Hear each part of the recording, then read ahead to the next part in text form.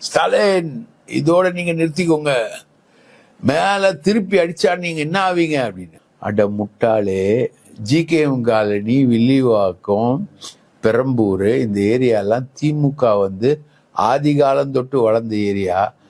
அங்க நாங்க இறங்கினா நீங்க தாங்க மாட்டீங்க அப்படின்னு சொல்றாங்க ஆதவ் அர்ஜுனா. நல்ல காலம்.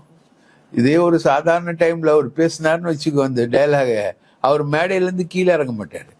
அந்த மாதிரி இவங்க இப்போ பாட்டில் அடிக்கிறானுங்க. பாட்டில் அடிச்சது யாருன்னு கரெக்டா போலீஸ் தூக்கிடுச்சு.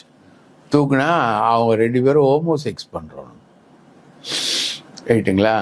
2 பேரும் அங்க அதுல ஒரு தகராறு அவன் அடிக்கிறான் பாட்டில. குடிச்சிட்டு தான் அந்த வேலையெல்லாம் பண்றானுங்க. அது ஒரு தகராறு வருது. அந்த அடிச்ச ஒருத்தனுடைய அக்கா பேர் நிர்மலா. நிர்மலா யாருன்னா தாவேகாவுடைய நிர்வாகி.